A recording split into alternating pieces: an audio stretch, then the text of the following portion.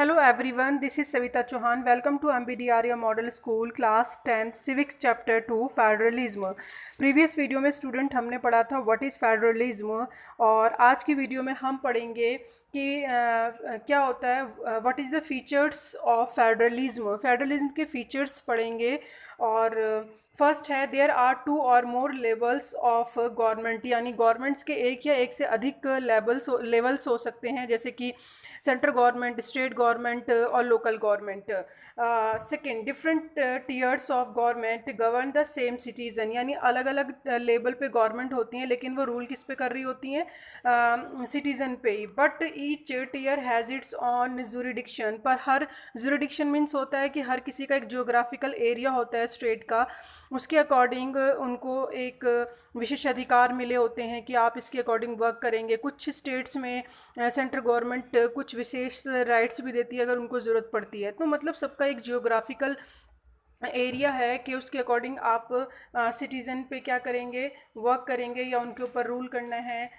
In specific matter of legislation, यानी कोई law बनाना है या टैक्सेशन या कर लेना है। एंड एडमिनिस्ट्रेशन, दैट मीन्स कोई प्रशासन, यानी उन पे प्रशासन करना है। तो ये कोई भी क्राइटेरिया इनमें से कुछ भी क्यों ना हो, तो उसके लिए अलग अलग मतलब स्पेसिफिक मैटर पे ये अपना सेपरेटली वर्क कर सकते हैं। हर लेवल की जो गवर्नमेंट होती है, चाहे वो सेंटर हो, स्टेट हो, लोकल हो, वो फ्री हैं अपने इस तरह के काम करने के लिए अपने मैटर्स पे, चाहे वो लेजिस्लेशन करें या फिर टैक्सेशन करें या फिर एडमिनिस्ट्रेशंस करें, यानी अपने लॉ अपने हिसाब से बना सकते हैं। क्योंकि चाहे वो सेंट्रल गवर्नमेंट है, स्टेट गवर्नमेंट है या लोकल गवर्नमेंट है, तो सब के सब क्या कर रहे हैं यहाँ पे सीधी सीधी सी बात है कि वो सेपरेटली वर्क कर रहे हैं, नॉट टुगेदर। दैट मीन्स सबसे यहाँ पे फेडरेशन का जो फीचर है वो यही दिखा रहा है कि स्पेसिफिक मैटर में ये ठीक है, गवर्न तो कर रहे हैं सब लेवल, लेकिन इन लेवल के अंदर सब किसके ऊपर कर रहे हैं, सिटीज़न के लिए वर्क कर रहे हैं, लोगों के लिए, जो लोग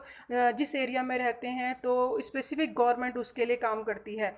and jurisdictions of the respective levels of tiers of government are specified in the constitution।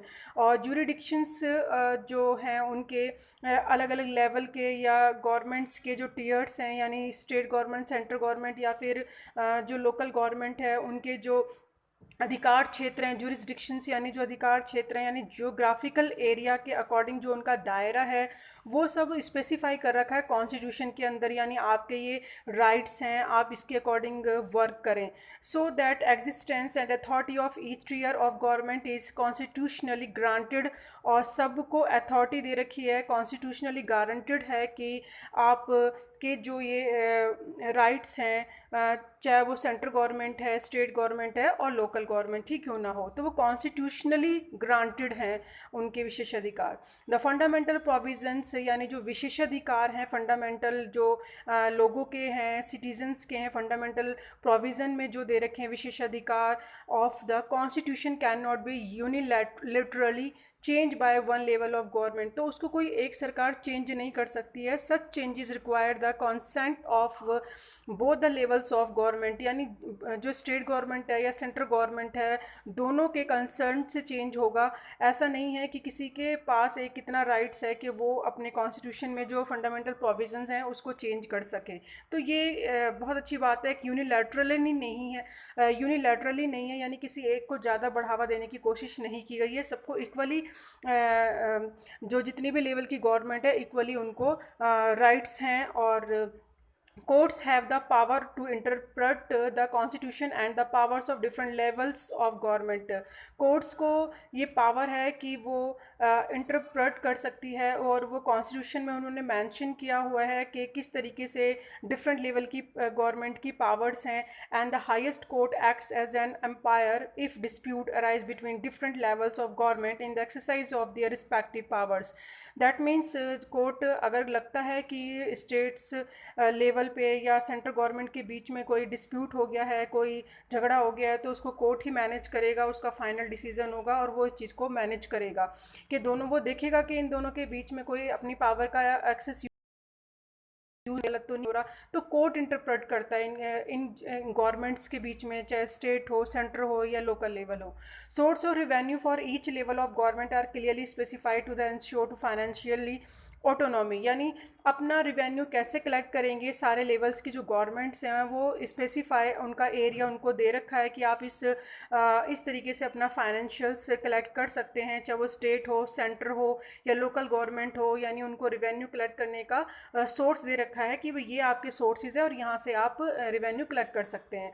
Seventh, the federal system दस द डुअल ऑब्जेक्टिव्स, इस तरीके से फेडरल सिस्टम दो पहलुओं को कंप्लीट करता है टू सेफ गार्ड। एक तो वो सेफ गार्ड की तरह काम करता है and promote unity of the country, दूसरा कंट्री को एक यूनिटी की तरफ लेके जाता है स्टूडेंट। जैसे कि आप खुद सोचो कि जब हमें पता है कि हमारा ये दायरा है और हमारी ये पावर है और हमारा ये राइट है, तो उसके अकॉर्डिंग ही काम करेंगे ना। हम किसी के राइट्स किसी के वर्क में इंटरफेयर नहीं करेंगे। सेंटर को पता भी क्या करना है, स्टेट को पता है क्या करना है, तो कोई किसी के मामले में जब दखल नहीं करेगा तो वहाँ पे एक यूनिटी आ जाती है, मिलके काम करने की एक भावना आ जाती है। तो एक सेफ गार्ड की तरह भी इसको देख सकते हैं, promote of unity of the country देख सकते हैं, while at the same time accommodate regional diversity.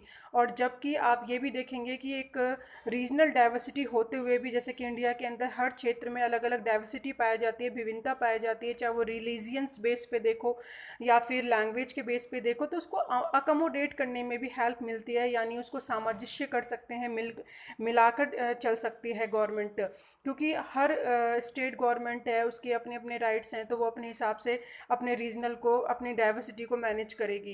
And therefore two aspects are crucials for the institutions and practice of federalism. इस तरीके से दो पहलू पे ध्यान देने की बात है किसी भी इंस्टीट्यूशंस के लिए और किसी भी फेडरलिज्म के लिए। पहला, governments at different levels should agree to some rules of power sharing. पहला, एक तो गवर्नमेंट एग्री हो जाए पावर शेयरिंग करने के लिए, यानी वो डाइल्यूट कर रही है अपनी पावर, जैसे सेंट्रल गवर्नमेंट सेंट्रल स्टेट को दे रही है, यानी ऊपर से लेके नीचे तक वो पावर क्या हो रही है, शेयर हो रही है। तो फर्स्ट तो ये होना चाहिए होगा। Second, they should also trust to each would avoid by its part of the agreement. और सेकेंड में क्या है कि भाई ट्रस्ट होना चाहिए एक दूसरे पे, जैसे कि सेंटर स्टेट पे करे, स्टेट सेंटर पे करे। तो जब एक दूसरे पे ट्रस्ट करेंगे और ये मिल के साथ में काम करेंगे तो उसके रिजल्ट बेटर होंगे। तो किसी भी फेडरलिज्म के अंदर जो दो क्रूशियल्स बोले हैं एस्पेक्ट्स, वो यही हैं कि एक तो ट्रस्ट होना चाहिए और एक साथ पावर शेयरिंग के लिए एक्सेप्ट होना चाहिए कि हाँ, हम रूल रेगुलेशन जो हैं पावर शेयरिंग के वो एग्री करते हैं। एंड आइडियल फेडरल सिस्टम अगर बोलें तो दो हैं, एक तो ट्रस्ट होना चाहिए and agreement to live together, और दूसरा एक साथ रहने का एग्रीमेंट कि हाँ, हम लिव टुगेदर एक साथ मैनेज कर सकते हैं, वर्क कर सकते हैं और हम पावर शेयर कर सकते हैं। जैसे कि सेंटर अगर स्टेट के साथ मिलकर काम करे, स्टेट सेंटर के साथ काम करे, और इस तरीके से का जो कोऑर्डिनेट होता है वो फेडरल सिस्टम में ही देखा जा सकता है। तो ये दो चीज़ें तो उसकी मस्ट हैं कि अगर फेडरल सिस्टम है तो दैट मीन्स उसमें ट्रस्ट होगा और एग्रीमेंट टू लिव टुगेदर और एक दूसरे के साथ रहने का उनका जो कोऑर्डिनेट होगा, तभी हम कह सकते हैं फेडरल सिस्टम है। तो ये कुछ हमने फीचर्स आज की टॉपिक में पढ़े हैं कि फेडरल सिस्टम अगर है तो वो उसके क्या क्या क्राइटेरिया होते हैं, हम कैसे किस बेस पे कह सकते हैं कि फेडरल सिस्टम है, तो वो उसमें क्या क्या देखने को मिलता है। नेक्स्ट वीडियो में स्टूडेंट हम पढ़ेंगे टाइप्स ऑफ फेडरलिज्म, यानी फेडरेशंस के कितने टाइप्स होते हैं और कितने टाइप्स हैं उसके हम डिस्क्राइब करेंगे।